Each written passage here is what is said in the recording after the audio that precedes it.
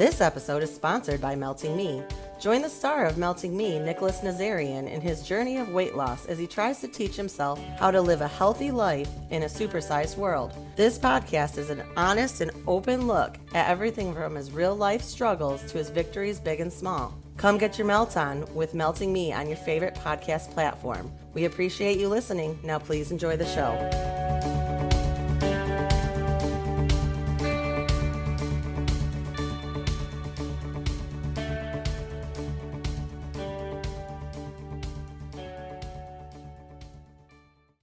This episode is brought to you by Indeed. When your computer breaks, you don't wait for it to magically start working again. You fix the problem. So why wait to hire the people your company desperately needs? Use Indeed's sponsored jobs to hire top talent fast. And even better, you only pay for results. There's no need to wait. Speed up your hiring with a $75 sponsored job credit at Indeed.com/podcast. Terms and conditions apply.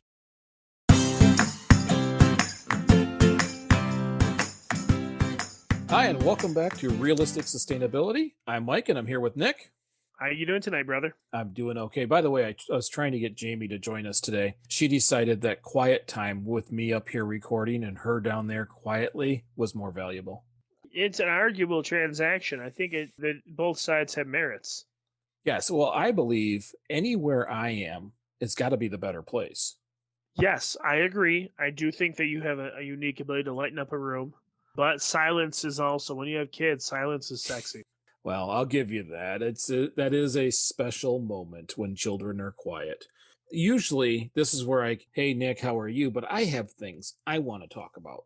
Fine, you go get it. I am going to go get it. First things first, plants. So people can't see us right now, and they're not going to be able to see the picture I put up, so we'll have to describe it. But I'm also wearing the shirt that my daughter designed for me that says easily distracted by plants, and that is what's going to happen right now. I am going to share my screen with you so you can see it, and maybe if I put a video up or pictures, others will see it. So this plant is a pitcher plant. Oh, it's carnivorous. So I'm assuming that those bell-looking things are hollow and they emit like a sweet smell or something, and it lures insects in there and they die and get digested by the juices. That is exactly what happens, because Jameson, although she loves me and although she's tolerant to my plants, she is not tolerant to gnats and fruit flies. I can't blame her. So I'm starting to bring in some plants that can pull some double duty. These will hopefully draw some of them in and digest them. Well, yeah, so they break down the bodies of the insects. They're practically all proteins. They break it down and they start to slowly dissolve these insects, mainly the exoskeletons and by the time the exoskeleton breaks down, the internal organs are gone. But it's a really interesting way for a plant to live. You see it with Venus flytraps. They swallow flies and it goes down in their stem where they get dissolved. And there's another one, and it looks similar to that, but they're tubes. And I think it's South African. It's a tropical plant for sure, but they're so interesting. Well, and I forgot to describe it for listeners, but it looks like a plant, but at the very end of their leaves, they grow this long stem. And from that stem, it looks like a pitcher, like a water pitcher almost, that grows up from it and has this little cap at the top, and it sits there open, and you can actually put water in them. And that helps water the plant. So and because it's a tropical plant and it functions so much different than the rest of the plants in the house, I decided, first of all, go get a humidifier, which we already owned, and put it in the house, because I should have done that right at the beginning of winter, because it helps heat a house so much better when it's humid. Yep. And I really should have done it a long time ago anyways. But we set the humidifier up directly underneath it. I'm hoping it will give it plenty of moisture and humidity. But how cool is that plant? I was looking at it at Myers Gardens just recently on the trip where I did the video for the Hilton stay. And during that time we saw these plants, and I kept making jokes like, we need these plants to help clear up a few gnats around the house, because a reason to have another plant, I'm in. I looked on Amazon and all these other places, and they're pricey. And here I go out to Horrocks today. I've talked about that farmer's market that is like the size of a football field, and I It's lovely. absolutely I love that place. Went out to go get some more veggies, and there two of them were. I will say, I am doing much better. You only Only bought one. I only bought one, even though I think they needed to be together. They're probably family. It was sad. It was a rough day. I only brought home one. I think that they're awesome, and I'm really proud of you. One plant is that's saying something. But my favorite thing about all those different types of carnivorous plants is that they have this unique animalistic look to them. Like your plant looks like a Pokemon. It doesn't look real. It looks awesome. Actually, there is a Pokemon based off that. It's called Weeping Bell. Yeah, it's then evolves into something called Victory Bell, and it's essentially looks like the picture with leaves and eyes and stuff, and pretty goofy looking as an adult. But when you're a kid, you eat that stuff up. But it's wonderful. I'm super excited. I want you to know you've rubbed off on me when I was at Family Farm and Home the day before yesterday, or maybe it was yesterday. We're in Swartz Creek, and we had this cart full of stuff, and the lady's like, anything else? I was like, one more thing, and I ran over to they have like three giant spindles of different seeds Hmm. and I cleared like one of every single herb they had because it's impossible to find seeds for herbs. It's so easy to find starter plants when the season is almost too late to plant them. But like I struggled to find them, so I was like, I need this and that. I bought they're 2.90 a pack, and I bought 12 packs. It's been a good day because between I'm glad to hear that you're hoarding seeds because of course I do too, and that you're thinking of those things and they're popping into your head. I've had a conversation with Sean today and he's putting a garden in out there in California. So he's just about to his first growing season and he's talking about doing this. And he was over at his son's house and his son's mom was talking about how she grows all these things on her balcony. I just love hearing it. I just love the fact that all of these things are just being grown in all these places. These are things that so they're going to eat very local right there on their own property. No, that's wonderful. And my thought process was is when I seen him first, I thought of you, and I was like, well, really, for what I do, not even for a living, but what I love to do, it only makes sense to have fresh herbs as local as possible. And I'd rather plant them and have them because things like mint and basil will go crazy in a garden. You'll never run out. You will easily have more wasted at the end of the season than you could ever use versus going to the store to buy 5 or 6 leaves for $4 that are half wilted and not that great. It's going to class up the food around this joint so well. It's going to be delicious. Well, and if it ever gets to a point where you're opening a place here locally, as we've discussed, fresh fruits and vegetables and fresh herbs go a long ways. When it comes to professional food service, I firmly believe that the biggest difference from quality and quantity is the effort you put in, which really just means wholesome ingredients with wholesome recipes and fresh herbs. Man, they make any dish vibrant. The smells and the flavors that you work hand in hand, and it's this beautiful symbiotic relationship for success that I can't wait to apply in real life. Okay, and at some point we're going to actually get to our show. But since I already brought up my town, I want to say also very quickly that apparently my edible landscape advocate Jeff has been working diligently with the city, and I think we're going to get permission to try out some things. Not put in flowers every year. I think we're going to do some asparagus and strawberries and things that can be contained within those planters. We're going to take like possibly one of the parks and put in some plants there. And I think we're going to get the first steps of moving Duran into an edible landscape. I think that is you told me that earlier, and that is the best news. It made me so happy, and I can't wait to see what they do. And I do have a little tip for you. When you guys are doing that, you're choosing plants, plant rhubarb. It's got beautiful red stalks and big green leaves. It's really pretty. So it's not going to take away from the absence of flowers. It's going to add to like the look, and it's delicious. And people could use it for pies and stuff. You have a lot of old people in that town. They'll love it. They'll eat it up. Eat it up. I hope they do. I hope they eat every bit of it. That's the whole concept. So it is, I'm excited. We will track it. We will put it on the website. We will, we'll take videos of us doing it as long as we get the approvals. And if it works, I'm hoping to get some of the people from Durand who worked with us on the show. I'm labeling it right now. You're gonna edible landscaping hashtag eat it up. That's what it should say. Eat it up. I'm serious. That's A, that's brilliant. But B, like you should really focus on that. Like when you guys get it going, we gotta make videos of it. Like really cheesy, beautiful ones that show the gorgeous things you guys are doing. Well, I'm excited about it. I know it's a little ways down the road, and I'm using up some of this show's time to talk about it. But, Mm. and in this show, just so everybody knows, this show came from me being angry about food waste. And yes, we've been talking about food a lot. I promise I will move us off of food. Even I'll drag Nick away from the food You're, topics.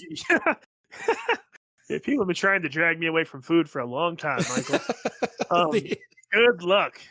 But we want to talk about the dates that you find on your food. So that's what we're going to talk about. I recently watched a documentary, and now one of the few things I didn't prep for today was the name of that documentary. I sent it to you too. And it was a family who decided to only eat disposed food.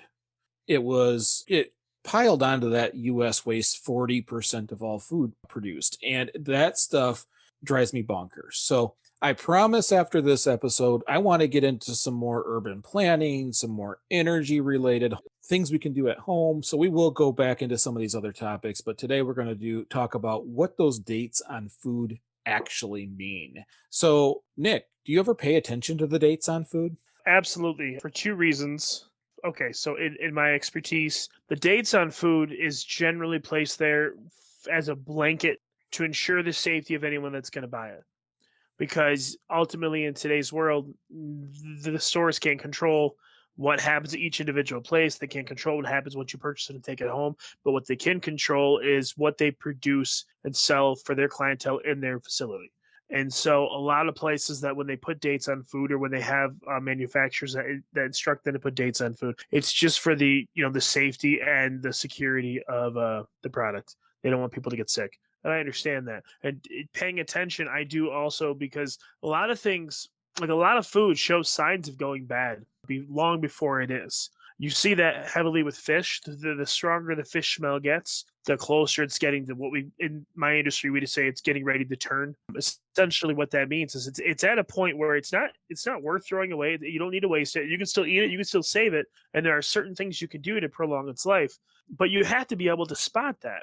And I will say that any protein rich, like chicken, like any whole muscle meats, shoulders of beef, rump roast, steaks, anything that's going to have a lot of mass is going to produce myoglobin, or it's going to have like what I call the chicken juices. And when that raw meat sits in its own juice, it's all bacteria. And every time you open the fridge, you let a little more warm air in. That's like a steroid for that bacteria. It grows a little more. And that might not sound like it's serious, but like how many times do you open your fridge throughout a day? Right. I have kids everywhere in this house. The fridge, I'm surprised, even stays cold. Oh, well, that's exactly what I'm talking about, though. So if you buy chicken on a Monday, even if you don't open it, but you buy chicken and it's not frozen on the Monday, and you put it at the bottom of your fridge, it's sitting there. Every time you open and close that fridge, that temperature is going to flux. It's going to change. And so what you'll start to realize is chicken specifically will start to get like a yellow color as it starts, especially if it's got skin on it, as it starts to go, and you'll start to have a really pungent smell, and it'll get slimy. And at that point, you can wash it off, discard the container and the excess juice and stuff. And then when you cook it, I would recommend cooking it with a high acid tomato sauce or lemon or something that just to be safe. But generally speaking, things are still safe to eat. But you have to know what to look out for. I wouldn't recommend someone just going, "Oh, I've had this for 3 days and bet it has to be good," and eating it. I mean, when in doubt, throw it out. But for the sake of your pocketbook, you should really learn the difference. I was amazed in my research. This is not something I've ever looked into, to be honest. It's something that I've looked into for this show specifically.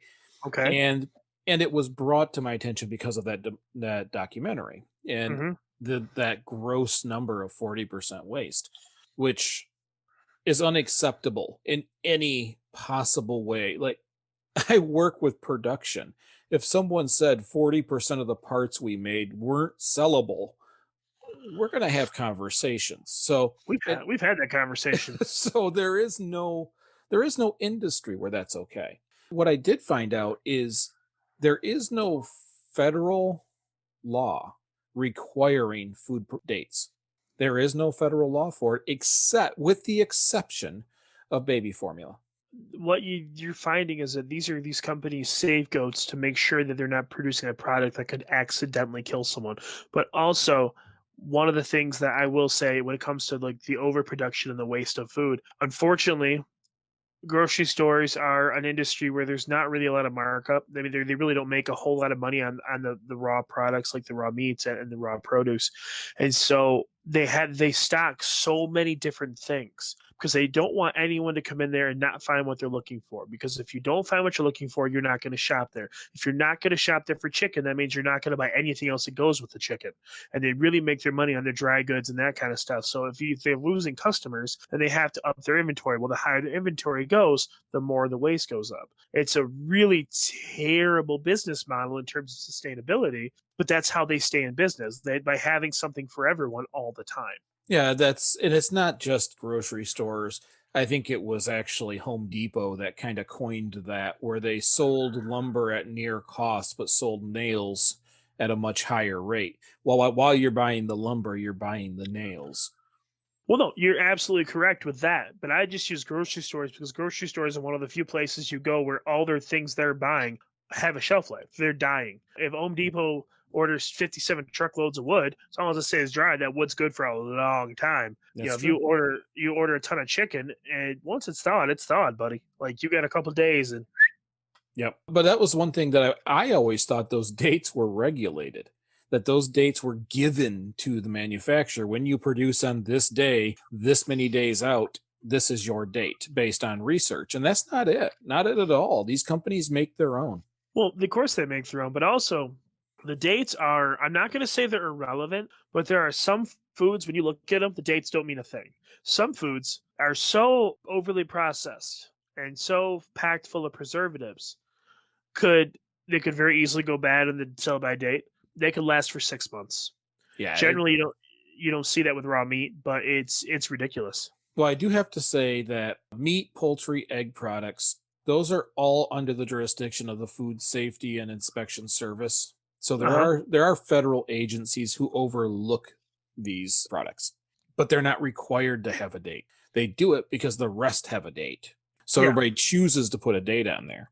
But it isn't what we think it is, not even close. Well, there's another purpose. Dates help retailers arrange and rotate their stock. And when it comes to beef specifically, and because beef is, one of the more expensive meats you're going to buy. Highest carbon cost. Yeah, well, but I'm saying all around, yeah, you're going to pay a lot for it both ways. You're going to go to the store and you're going to purchase it. And let's say let's say today's the 22nd or 23rd or 24th. It says that the sell by date's the 30th. So you could buy that and hear me out on this. This says the sell by date is the 30th. You buy it on the 24th, okay? Let's say it has 6 days. The average person is going to purchase that and they're going to cook it. But there's a large amount of people that will purchase that and they'll stick it in their fridge. And right about the 30th, go, I think this is still good, and they'll throw it away. Even though it's still within the sell-by date criteria. Now, I can tell you most of that stuff is good a couple days after that. People have no idea. Me and Heather just had this conversation 2 days ago. People have no idea that, like, beef is aged. There's several places that when they butcher that cow, it hangs in a cold room for a month before it's ever actually cut into slabs of meat and packaged and sold. Mm-hmm. They do that for a number of reasons, but that kind of makes the notion of sell-by dates irrelevant. At the orchard up here, apples, they have a cold room. They have a room that's like the size of my house where they put apples in throughout the season when maybe they have an overabundance of one kind or they're not ready to press them for cider. But here we are in January, and I know if I walk in that room, there's still a few thousand apples in there, and they're perfectly fine. They're not bad. They're not bruised. They're not soft. They just sell-by dates are designed for a purpose, but the purpose isn't educated into the public, so they really have no idea what they serve. Well, and I'm going to start with that because I have the different terms and the sell-by date, and I'm getting this from the University of Minnesota. So, in case anybody's wondering, the sell-by date is primarily used for poultry, fish, meat, which is a bit vague, bread, or dairy. The sell-by date is one of those dates that a store should pull it from their shelves. The store should pull a product from the shelves at that sell-by date. Should is the funny word there. because as I'm looking into this, it is not illegal for a business to sell beyond that date. No, it's just not recommended because of the possibilities of what could happen. Yep, it is not illegal for the retailer to change the date on the product. Yep. Our local grocery store, when things get close to the sell by date, within a week of it, they put orange stickers on. They'll say manager special. They'll put a new date on it. And it's like what I can only assume is their cost on it. So $3 items go down to 70 cents. $4 things, the sausages go down to $1.25. And my wife and I, we eagle eye those things. Whenever we see the orange stickers, we just buy them because 9 times out of 10, they're fine. There's nothing wrong with them. And if I know if I'm going home to throw it in the freezer, or sometimes I just go around the store to find out what's going bad. And that's what I make dinner with. Like, well, this is what I got to work with tonight. Well, and that's what I was going to say. So it is absolutely safe to eat food by the sell-by date because they build buffers into those dates also. They always say that you should have it when you take meat home within a day or two, you should cook it anyways. They do that because our refrigerators are different than the refrigerators at stores. And you make a decision. You either put it in the fridge for the next day or two, or you freeze it. And if you freeze it, it's good indefinitely when sealed correctly. Yeah, I mean, that's a whole nother can of worms. Speaking as someone who literally today just threw away probably $50 of meat, things that were purchased and not sealed correctly, and then we got a new freezer today and not sealed correctly. If they're sealed correctly, they're good indefinitely. Yeah, well, I mean, yeah, I agree, but I agree and I disagree. I think that still falls under the same category as the refrigerator. So where I used to work, they had a restaurant, they closed it, and the walk-in freezer was roughly 12 feet deep. I almost said long, 12 feet deep. Mm-hmm. Now that has 4 cooling units that run all the time. That freezer is at 0 degrees constantly. It is so cold to walk in there. There was food frozen in there for 3 years and I thawed it out and fried it up, and you never knew it was that old. You never ever had a clue that beef tenderloin was 3 years old. Mm-hmm. Because it maintains that temperature constantly versus your freezer at home. Let's say you have popsicles in it and it's a hot day. It might get open 3 or 4 times. And they don't have, our refrigerators and stuff don't really have fans that are specifically allocated to the freezer or the fridge. You know what I mean? Like your home one.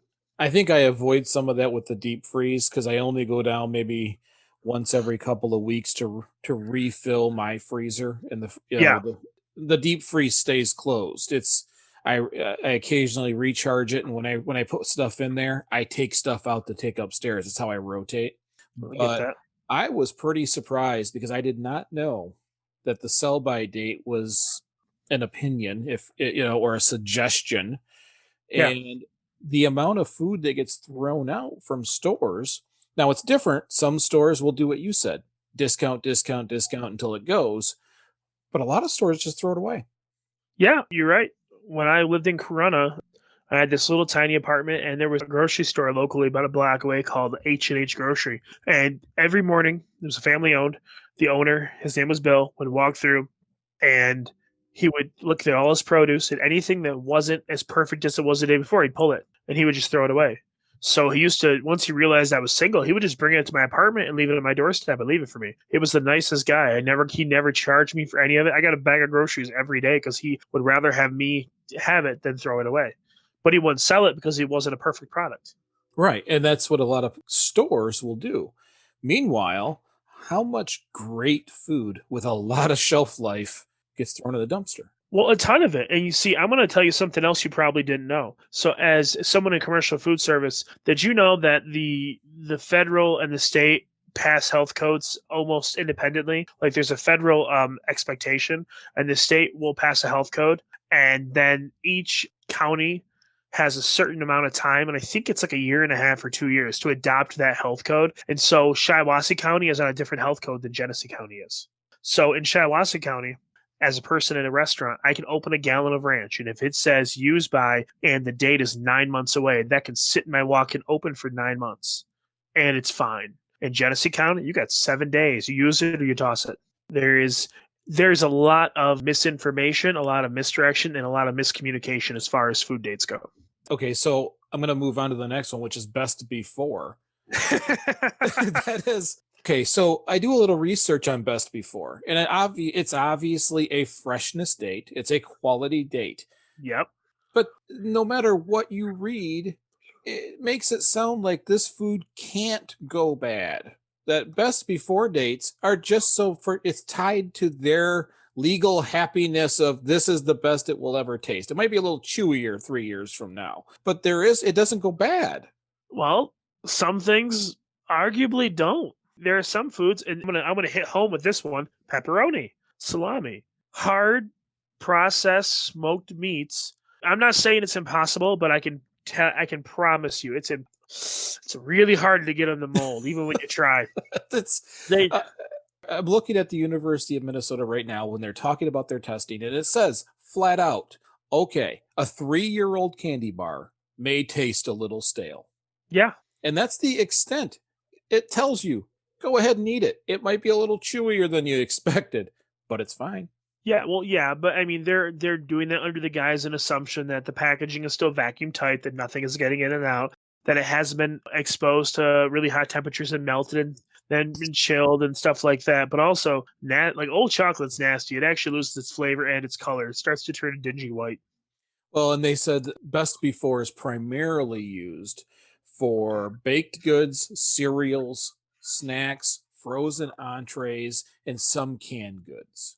So anything that is sealed away from air that in theory is held at an ambient temperature of no hotter than probably 70 degrees, so nothing can really influence what's inside. Unlike the frozen entrees, which I also realized that when frozen entrees are created, they're not created frozen.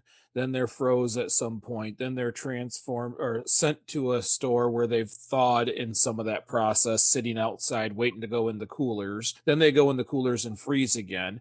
Then you get it home, and hopefully you didn't thaw it while it sat in the cart for the 2 hours you were at the grocery store. Get it home, put it in your freezer so it can freeze again. You know, I will say this, and I'm not going to touch frozen meals after this. I'm going to say this really quickly. For the cost of a frozen TV dinner like a Hungry Man or a DiGiorno pizza, that is a lot of money and a lot of work to put into something that is not going to be enjoyable because its best possible scenario was 10 steps before it got to you. And we buy them. We buy both my boys like the Hungry Man's, and what did I have the other day? I had a stuffed crust DiGiorno pizza, and I'm not saying it's the worst tasting thing in the world, but I'll tell you, for $9 or $10 a pop, I'd almost rather have McDonald's. Well, and I'll tell you, we don't buy nearly as much of that stuff because we're eating lower on the food chain. So it's changing everything we do. Now, I will tell you, there's always a small stack in the corner of, I don't remember what they're, the Tortino pizzas or, the Totinos. there's always the, oh, screw it, I'm going to eat this, corner of the freezer. So I have not moved beyond that yet. I'm working on it, but I have not moved beyond it. As a person who cooks for a living, I understand the value of having quick shortcuts and what I call garbage meals in your house, because sometimes, not often, but sometimes you guys do run late. You do get home at 7, 8 o'clock. It's too late to thaw meat out to prepare dinner. And sometimes it's a lot easier to grab that Michelina dollar macaroni and cheese and nuke it for a minute and a half, just so your daughter is happy with what she has. And it works. Ramen noodles work the same way. Is that something I'd recommend to eat every day? Absolutely not. They're garbage. But my kids love them, and they're dirt cheap. So 30 packs is like what, $5? Right. Well, so the next one is use by. Now, I had a different perception on this one too, because I'll tell you, the word safety is not on this page. It shouldn't be. And you read through all these things, it will say use by is for perishable goods. This is your meats, your milks, your yogurts, your eggs, that kind of stuff. Use by, if properly stored, is easily okay 1 week beyond that date. Disagree. Because of the buffer that they're supposed to have in there. Now, they do have exceptions. Yeast was one of the exceptions because it may not function as it's supposed to. And baby formula. Not because it's going to be dangerous, but because it may have compromised the nutritional value. Okay, so that makes sense. Yeast doesn't make sense because yeast is sealed, generally in a vacuum sealed aluminum pack or in something that has a seal. So if yeast is not open and is not exposed to moisture, it should be fine. I have yeast that's years old and it works great. Milk, different ball game. There are some dairy products that last well beyond their use by date or best before date or whatever the specific company is putting on their money. But milk, I generally honestly just smell it. I don't look at the date. I pick it up. I smell it. I mean, everyone knows they look at their gallon. If it's bloated, it's clearly bad. If your milk is breathing, you have a problem. Right. Jamie drinks a lot of milk, and that was the one thing she said too. She's like, no, you can tell when it's starting to get there. Like We'll it's smell it. always right around the date. And she attributes it to like our small town grocery store. The coolers are never as cold as they really should be. So sometimes we buy one that has a date a week out and it's already bad. Well, I attribute it to, of all the things we consume, milk goes through quite a process before it gets to the store. And I don't believe dairy products are meant to last that long. So if it says like, you need to use best before, use by, blah, blah, blah, and you have 2 weeks on it, and then you notice that 2-week mark still smells okay, you probably have a few more days. It probably didn't last as long in the factory, as it could have. It's just, I don't know. We don't drink a lot of milk in this house compared to like you guys. You guys go through more than we do. I'm sure we go through like maybe a gallon a week. Maybe. Well, when it was the three of us, when it was Aiden, Addison, and myself, we would buy a half carton and throw half of it away. Now that Jamie and Grayson are here, it was like 3 cartons of Visit or 3 gallons of Visit. They drink a tremendous amount of milk. And now that Grayson bad eats for a you. bunch of cereal, then the rest of them are eating a bunch of cereal. So anyways, I want to move us on because we're gonna be pushing time here.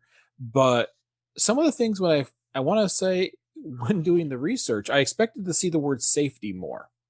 I expected to see more definitive information other than it should be good. And every site that I looked at used that, like what you said, if in doubt, throw it out. No one talked about preparation to not throw it out ever. No, Not they one don't. of these sites. Well, no, because they don't want you. They say when in doubt, throw it out because they would rather have you just toss something perfectly good and come buy more. They want to be in business. They don't want to teach you not to, have to throw something out if you don't have to. They want your money. They want you as much of out of you as possible because that's what business does. Business consumes, so they want the consumer to consume.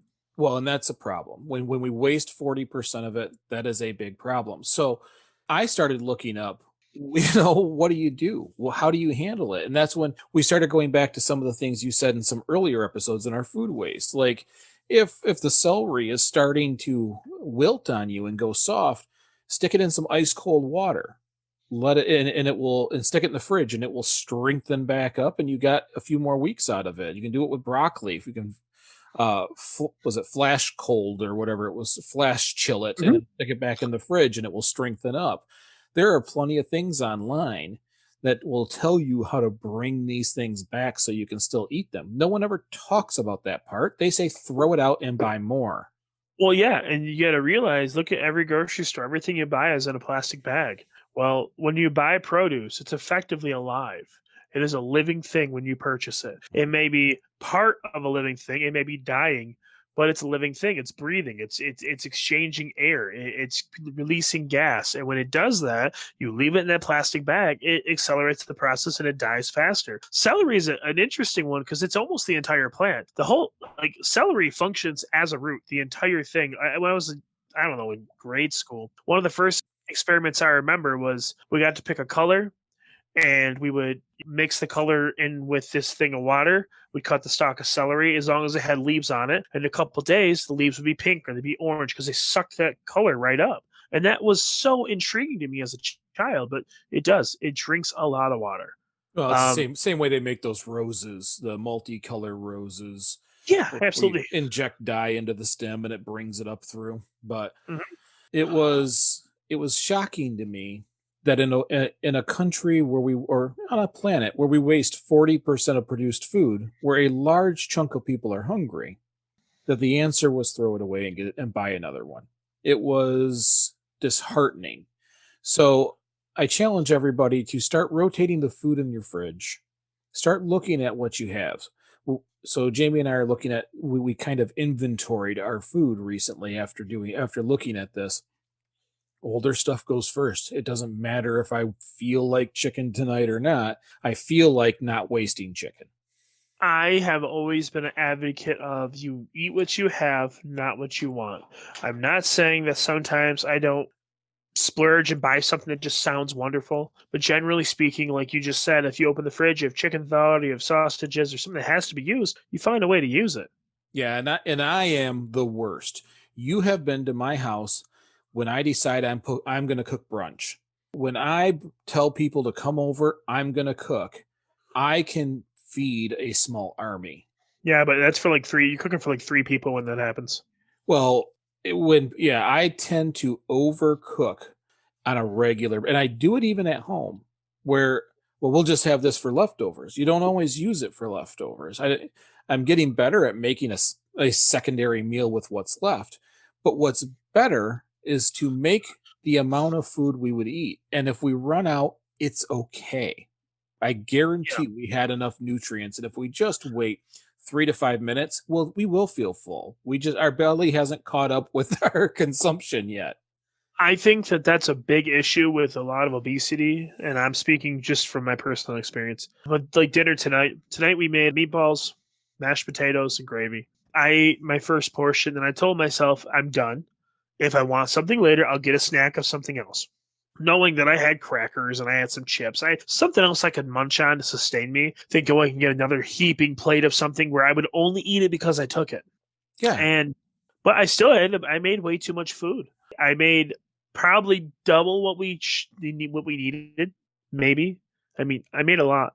Not as much as you make, but I made a lot.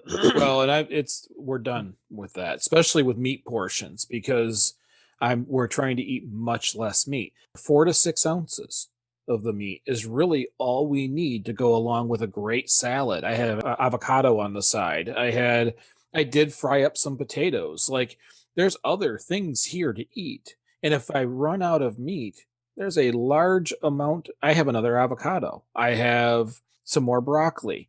I have things I can eat. I don't need to just eat 2 pounds of meat and then say I've had dinner. No, no, none of us do. And you'll find that when it comes to with like meats and stuff, the heavier and the richer the meat, i.e., beef, that kind of stuff, even venison or any dark meat, you're going to want to eat less of it. And then as you get lighter, like chicken and stuff, you can eat a little more. And then fish, you can pig out on. Fish is so low in calories and everything that you can eat as much as you want. But you don't really want to be eating a lot of beef. Being a person who always would get the 22-ounce steak, now cuts like I've eaten steaks twice this past week. I had bought a beef tenderloin and I've been cutting steak out of it, and I cut them at 7 ounces. I eat a I 7 ounce steak, a single 7 ounce steak. I have not had beef in probably at least 2 weeks. And if we do, because we have some, like tacos, for an example, have hamburger, but we have not. Remember, I used to go to the meat market and just get just beef. Uh-huh. It is now a lot of fish, Good. a lot of chicken, some pork, and Nothing occasional beef. Nothing made me happier than to meet you at the fish market the other day. I love that store. Oh my goodness, that cod is Was it good? amazing. I love Donlands. I've never had a bad product from there ever. Well, and I'm about to find out how Horrocks, I found they're still single packed, which is not great, but it was mahi piece, like a full piece. It's not Yeah. the whole fish. It's like they took the side and cut it in half. So they're smaller portions, about 4 ounces of fish. Okay. And they're like $1.50. It's not bad. It's really not. And they're frozen. So I could bring them straight home and stick them in the freezer. So this way, when Jamie and I are looking for something, a nice salad, maybe a plate of rice, and that piece of fish will really do it. And we won't have waste, because after the research I did for this episode, after the research I did for food waste, I'm done with it. It's ugly. It is embarrassing. Well, I agree. What I also think is embarrassing, though, is when you go to the store and outside of feeding everyone a fillet of chicken, like actually cutting them 4 to 6 ounces, if you go buy a 6-pack of chicken breasts, can you think of a single meal where you're going to use 6 chicken breasts? No, I immediately have to bring it home, separate it, and freeze it.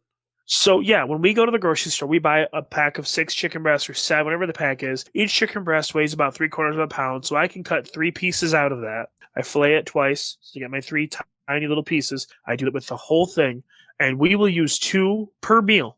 We'll use 2. The rest of it gets frozen. Sometimes, and I want people to hear this, I'm a strong advocate of marinades. When your meat's getting close to turning, marinate it.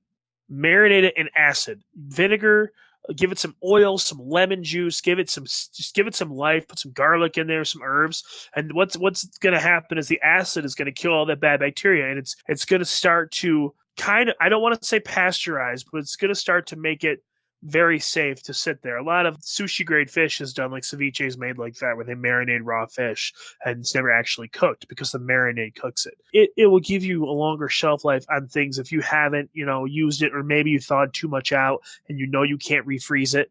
It'll give it a little, plus it makes it taste better, like we used to marinate pork and chicken all the time at your house with that balsamic vinaigrette. That was tasty. Yeah.